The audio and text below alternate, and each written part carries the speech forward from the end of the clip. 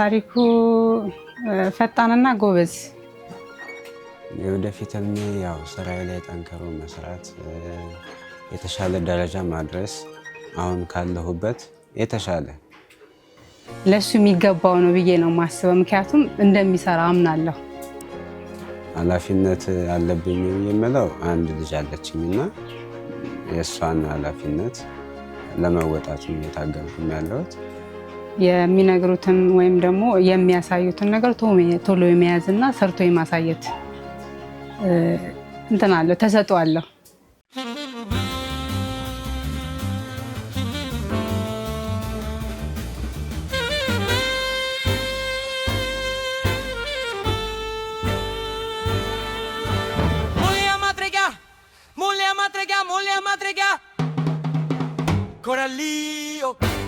ለስራ ፈጣሪዎች አዲስ ተስፋ በሳንቃ ሪያሊቲ ሾው ከሀሳብ ወደ ስኬት። ውድ ተመልካቾቻችን ዛሬም ምርጫችሁ ስለሆነን እናመሰግናለን። ይህ ሳንቃ ሪያሊቲ ሾው ነው። እንደተለመደው ሰብስክራይብ፣ ሼር እና ላይክ በማድረግ ቪዲዮውን እንድትመለከቱ በትህትና እንጠይቃለን። እሺ፣ እኔ ወይንሸት ጸጋዬ ይባላለሁ። ከታሪክ ጋር ሲስተሩ ነኝ። እኔ ይናል እንትን ነው ያው አብረን ያደግነው እህትማማቾች ወንድማማቾች እንደሚያድጉት በአንድ ቤተሰብ አድገን ነው። ታሪኩ ፈጣንና ጎበዝ፣ የሚነግሩትን ወይም ደግሞ የሚያሳዩትን ነገር ቶሎ የመያዝና ሰርቶ የማሳየት እንትን አለው፣ ተሰጥኦ አለው። ነገሮችን ቶሎ የመረዳት በልጅነቱ ያው ኃይለኛም ነበር፣ ከቤቱ አስቸጋሪ የሚባል ነው። እንደዚህ አይነት ባህሪ አለው። ያው እድገቱ ደግሞ ካደገ ወዲህ በጣም በሳልና አስተዋይ፣ ስራው ላይ ትኩረት የሚያደርግ ልጅ፣ ነገሮችን የሚረዳበት መንገድ ለየት ባለ ነው እና የራሱ ተሰጥኦ ያለው ልጅ ነው ብዬ ነው የምለው። ከባድ ጊዜ የምለው ያን ያህል ብዙም የለም። በህይወት ያሳለፍኩት ከባድ ጊዜ የምለው ያን ያህል አይደለም። አንደኛ ያው ከእድሜም አንፃር ምናምን ስታየው ያን ያህል እንትኖች ከቤተሰብ ያው ጥገኛ ሆነን ምናምን ነው የምናሳልፈው። ረጅሙን ታይም ትንሽ ጊዜ ነች ብቻዬን ያሳለፍኩባት ታይም ማለት ነው እና ያን ያህልም ብዙ ውጣ ውረድ የለውም። ብቻ በስራዬ ዙሪያ ትንሽ ከሰው ቤት ለመላቀቅ ተቀጥሮ ከመስራት መላቀቅ እፈልጋለሁ። ራሴን መቻል እፈልጋለሁ እና እሱ ነገር ትንሽ ለእኔ እሷ ነች ውጣ ውረድ የሆነችው እንጂ ሰርቶ መኖር ነው በቃ። የተለያየ ራስን ህይወት ለመፍጠር መታገል፣ የተሻለ ለመኖር መታገል ነው እንጂ ሌላ እንትን የምለው ነገር የለም። ውጣ ውረድ ብዙም የለብኝም፣ እግዚአብሔር ይመስገን። ሳንቃ ሾው ላይ ተወዳድሮ ሲያሸንፍ በጣም ነው ደስ ያለኝ። ይችላል፣ ይሰራል፣ ለሱ የሚገባው ነው ብዬ ነው የማስበው። ምክንያቱም እንደሚሰራ አምናለሁ። ስራው ላይ ልምድም አለው፣ እውቀቱም አለው። ትንሽ ጥረት አለበት ብዬ የሚለው አቅም ላይ ነው እንጂ መስራት የሚችል በስራው ብቃት ያለው ልጅ ነው ብዬ አምናለሁ። የሳንቃ ሾው ቆይታዬ በጣም ደስ ይል ነበር። በጣም ማለት ስራዬ ላይ በጣም ክትትል አድርጎልኛል። በተጨማሪም ደግሞ ይሄ ሞራል መስጠት፣ ገንዘብ በመስጠት ተጨማሪ የሞራል እንትን ሆኖኛል እና ደስ የሚል ጊዜ ነው ያሳለፍኩት ከሳንቃ ሾው ጋር። በአሁኑ ሰዓት ማንም ሰው አይደለም ገንዘብ መስጠት፣ ያው ጥሩ ሰላምታ እንኳን አይሰጥሽም በዚህ ሰዓት እና ያው እየመጣም ቼክ እያረገኝ ስራዬም ላይ አስተያየት እየተሰጠኝ ምናምን በጣም ብዙ ጥሩ ጊዜ አሳልፌያለሁ። ተመችቶኛል። በጣም ጥሩ ጊዜ ነው ያሳለፍኩት። መስራት ይችላል። ብቁ እውቀትም አለው፣ ልምድም አለው። ረጅም ጊዜ ሰርቷል ጫማ ስራ ላይ። የሰው ቤት ነበር የሚሰራው። በራሱም ብዙ ጊዜ ሞክሯል። ግን የአቅም እጥረት ያው ወደ ኋላ የሚያደርግሽ ነገር አለ። በባህሪው ደግሞ ስራው ካፒታል ይፈልጋል። ከሰዎች ጥሩ ትስስር አለው። ነጋዴዎች ያውቃል፣ ስራው እንዴት መሄድ እንዳለበት ያውቃል። ስራው የሰው ኃይል ይፈልጋል፣ አቅም ይፈልጋል፣ ቦታም ይፈልጋል። ልጁ መስራት ይችላል። የዚህን ያህል እውቀትና ብቃት አለው እና በምግባሩም በስራውም ከሰው ጋር ተግባቦቱም የተሻለ ይሰራል ብዬ አምንበታለሁ። የወደፊት ህልሜ ያው ስራዬ ላይ ጠንክሮ መስራት፣ የተሻለ ደረጃ ማድረስ፣ አሁን ካለሁበት የተሻለ አቋሜ ላይ ተገኝቼ ከፍ አድርጌ መታየት ማለቴ ያው ነገሮች እንዳሉ ሆኖ የሚይዙ ነገሮች አሉ፣ ግን ያንን አልፌ የተሻለ ደረጃ ላይ መድረስ እፈልጋለሁ እና አላማዬ ያ ነው። ታሪኩ ሸንቃሾ ላይ ተወዳድሮ ባመጣው ውጤት ከሰው ቤት ስራ ወጥቶበታል። የራሱ ለመሞከር እንትን ብሏል። ነጋዴዎች ላይ የተወሰነ መንገድ ሄዷል። ትንሽ መሀል ላይ የያዘው ነገር የክፍለ ሀገር ትእዛዝ ሲመጣለት አቅም ይፈልጋል ብዬሻለሁ። በባህሪው ስራው እዛ ላይ ያዘው። ትእዛዝ ሲመጣለት የግድ ሰርቶ ሲያስረክብ ነው መረካከብ የሚችለው ገንዘቡን። እዛ ቦታ ላይ ገደበው እንጂ ለውጥ አምጥቶበታል። 100,000 ብሩን ባሸንፍ ስራዬ ላይ ማመጣው ለውጥ ማለት የምርት ብዛት፣ አሁን ለምሳሌ 10 ከሆነ ማምርተው ወደ 30 40 ሊያስገባኝ ይችላል። 40 ደርዘን ማለት ደግሞ ብዙ ነው። የአሰራር ሁኔታውን ማወቅ ነው። ያው በእኔ ደረጃ ነው ብዙ።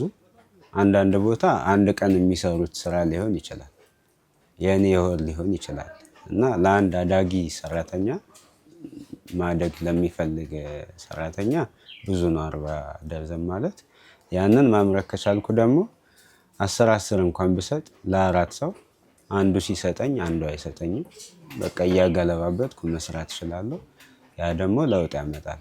ሳላቋርጥ ስራዬን እሰራለሁ፣ ትእዛዝ ካለኝ ማለት ነው። የታሪኩ የስራ ተነሳሽነትና ችሎታው ይሰራል፣ አምንበታለሁ። ሞዴልም ይሞክራል። ከዚህ በፊትም ብዬሻለሁ እንትን ልምድ አለው፣ ረጅም ጊዜ ሰርቷል።